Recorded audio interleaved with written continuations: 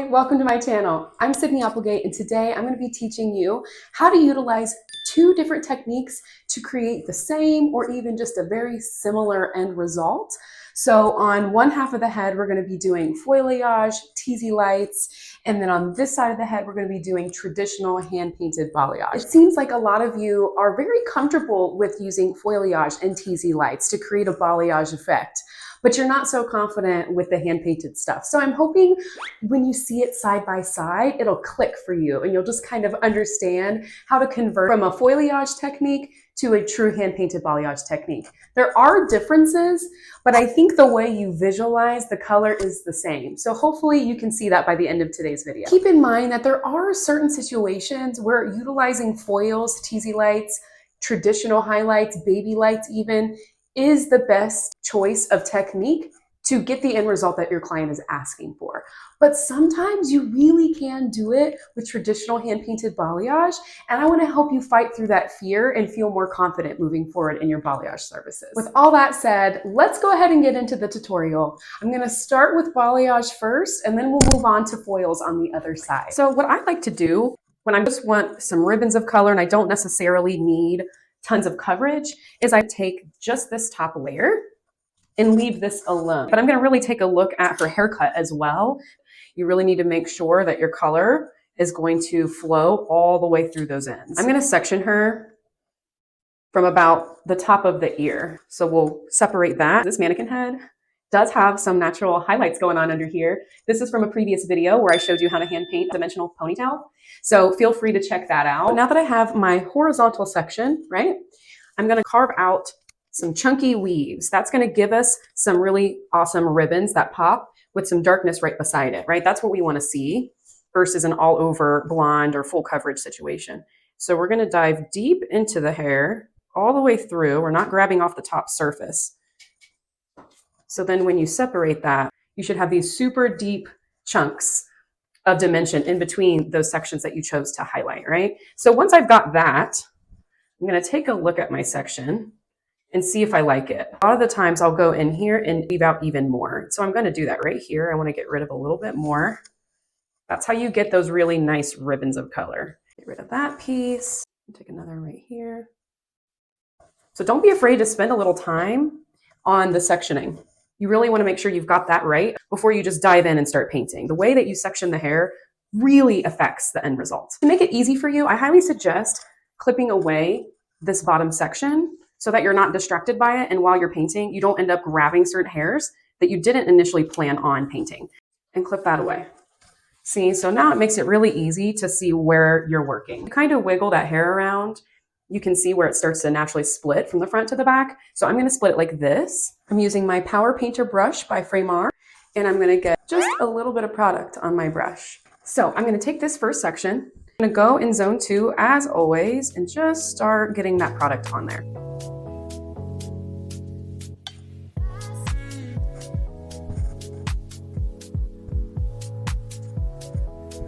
And once this area is nice and saturated, I'm going to get a little more product and I'm going to start creating high points that come all the way to the top. So me looking at this section, I can visualize 1, 2, 3 high points right here. I'm brushing backwards towards the ends of the hair, but I'm moving my brush towards the scalp at the same time.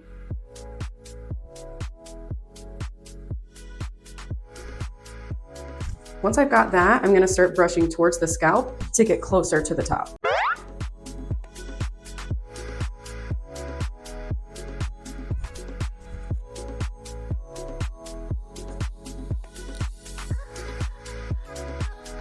And as you work towards the top, you may have to change your elevation. Now I'm holding my tension up higher this way. There we go. I'm going to create one more high point right here. And then right next to this, I'm just going to bring it up a little bit, but not all the way to the top. And then I'm going to go in and just refine my blend a little here. You really want to lay that saturation on thick if you want bold results. So don't be afraid to take your time with this. Don't feel like you need to rush. Really get in there and get that product on. Okay, I feel really good about this section. Now we need to fully saturate through these ends and make sure it's blended on the other side, right? Because this is what we have going on right now. So we're gonna get a little more product on. I'm gonna hold my hand flat and start to paint all the way through and push that product through the other side. I'm gonna go up a little further.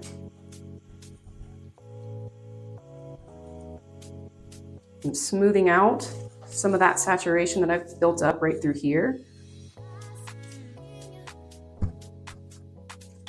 Now we're gonna flip that and blend that harsh line that we just created.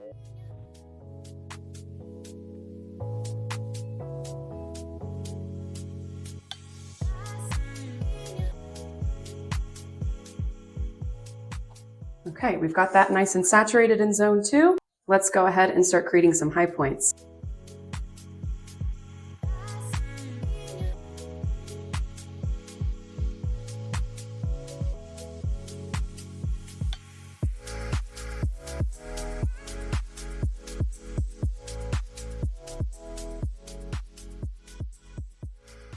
Pushing the product all the way through. This is the best way to achieve a really high impact result. You could totally just surface paint and it would look beautiful, but it's gonna be uber natural. It's not gonna really pop too much. So if you want it to pop, you're gonna have to let go of that fear and push that product through those ends. And then next we're gonna flip it up. We're gonna put some balayage wrap on there. And the best way to do this, stick your hand back behind these sections, lift them up, and then you can brush on those ends again. That's gonna help the wrap and the hair stick together. You're also gonna get maximum impact on these ends if you go back through and really saturate.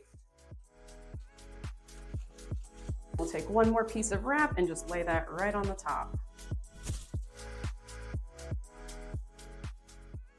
The reason why I like to leave the money piece for last is so that you're able to just lay the section down away from their face and on top of the previous sections and not have to worry about it being all in your client's face. So I'm gonna take this section around the ear first. I'm visualizing 1, 2, 3 high points.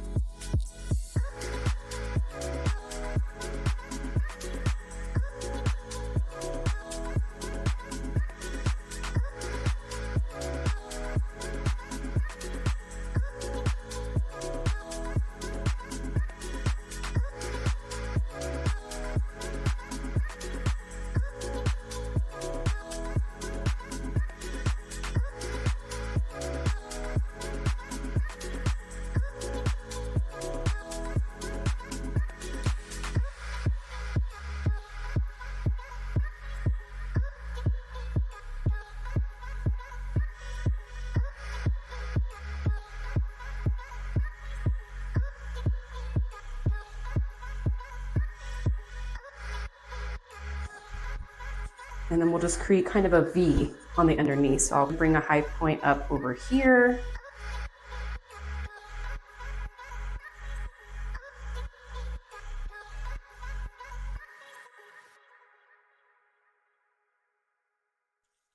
So we have something like that. Take that section, flip it over this way and let it fall and stick to that wrap.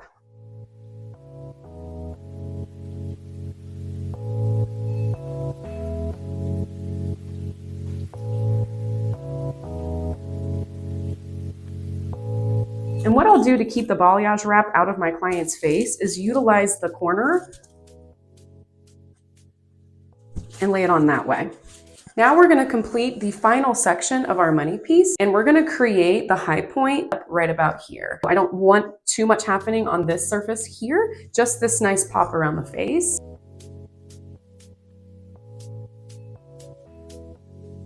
Let's just check how that looks when we pull it down. Okay, so I like what I'm seeing, but we definitely want to see that on that underneath right there too. Pull that back up.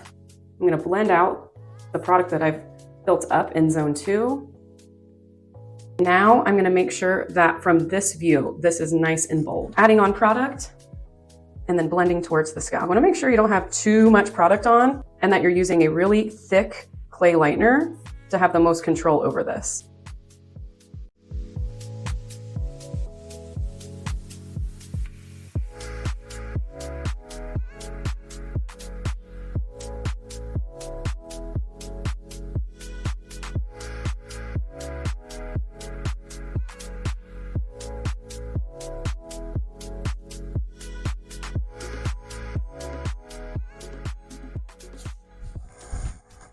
Awesome, I like what I see. So I'm gonna take my rat tail comb and just get rid of some excess product so that we have a really soft blend. I'll even take the comb part too to just blend away any harsh lines. Now we need to fully saturate these ends, right? So let's be really careful to flip it this way and fully saturate these ends.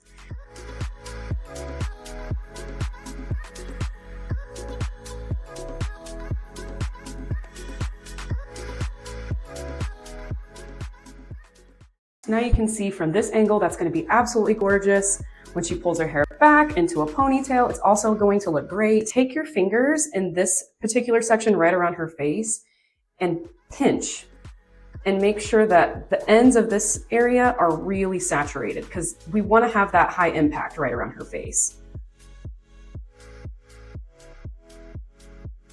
So just like before, we're going to take this section and we're just going to flip it back out of her way. This is what it should look like once you're finished.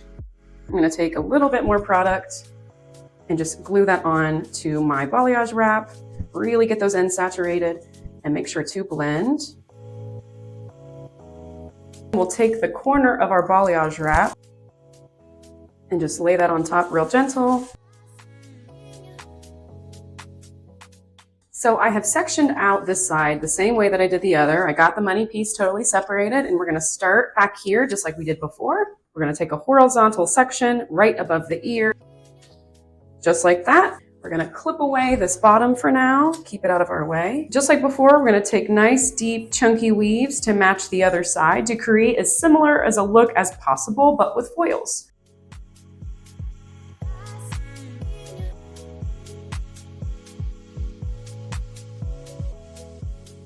It's pretty good. I think we could get rid of some in here though.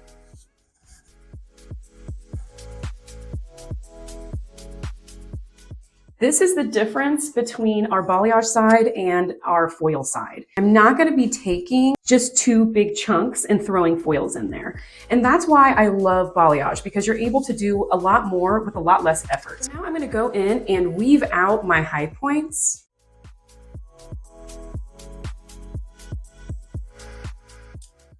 This is still a really thick section to be doing foiliage. I'm going to just scrape off that top layer horizontally so that now this one giant balayage section is going to become 3 separate foiliage sections. I'm going to start at the bottom and work my way up. This section's purpose is solely to create solidity through the ends. That's it. So all we need to do is tease and focus on painting just through the ends of the hair. On a diagonal and back comb this hair pretty heavily.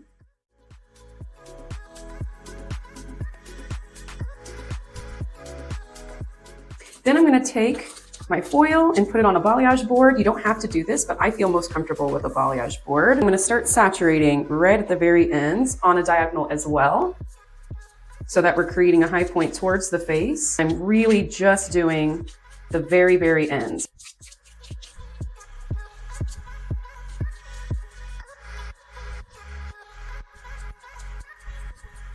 Because even though we are teasing the hair, that does not save us from harsh lines. We still need to create a nice blend. Kind of just tweak it and perfect it once you've got the board out of there. I typically do.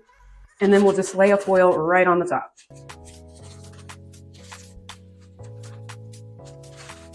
So now we'll move on to the second section. So this is that inner layer. The purpose of this section is to make sure you have a nice amount of brightness from the mids through the ends, but you leave a lot of depth at the root.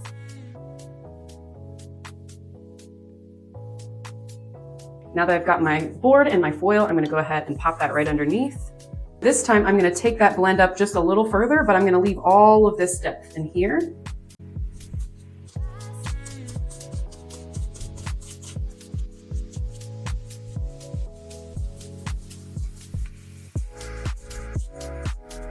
And then I'll start blending towards the scalp.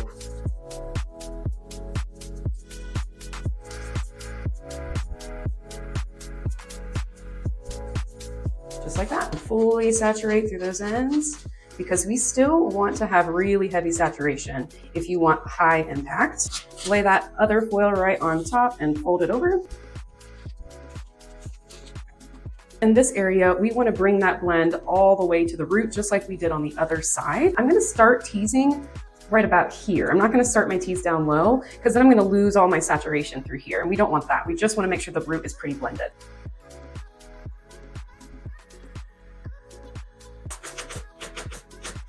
I'm going to start my saturation in zone 2. Fully saturate the ends. I'm going to create a high point towards the face. So I am still going to leave a bit of depth right there and there so that it doesn't look like regular highlights.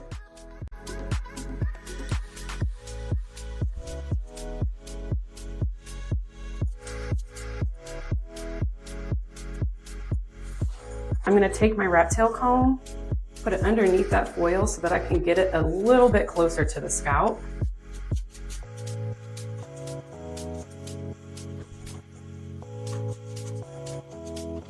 And then I'm going to resaturate through the ends.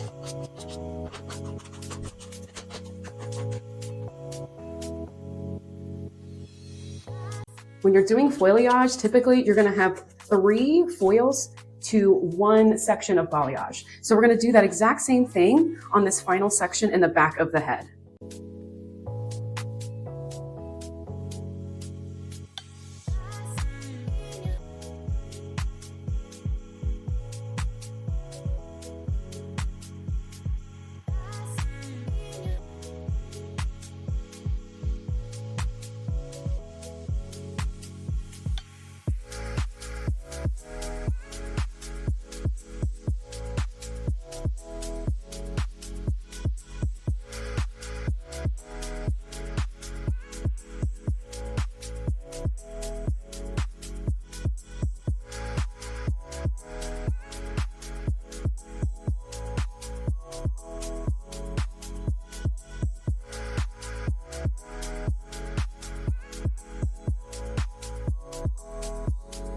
Finally, we're going to go ahead and complete the money piece on the foil side.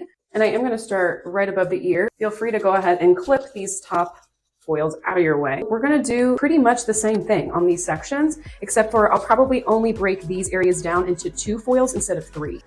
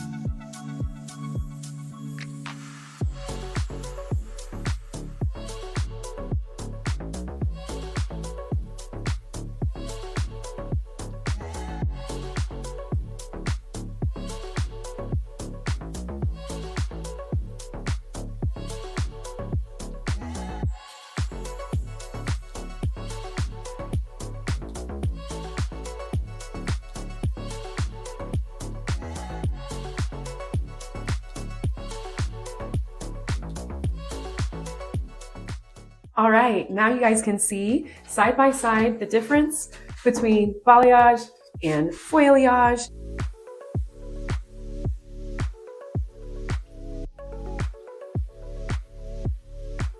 I'll come back with it blow dried and styled so you guys can see the final results.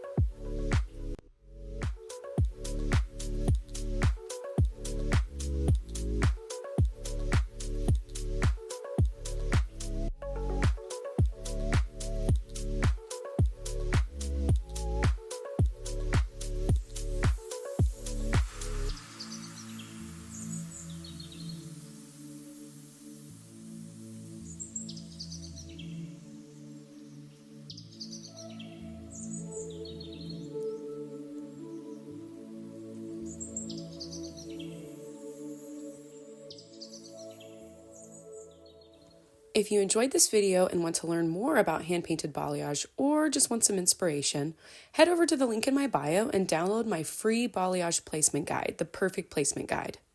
This PDF is kind of like a little cheat sheet that you're able to easily review before you head into work to give yourself a little boost of confidence or inspiration. Oh, and don't forget to follow me on social media if you aren't already. I'm on Instagram and TikTok at sydney.styles. Hope to see you there. Thanks for watching.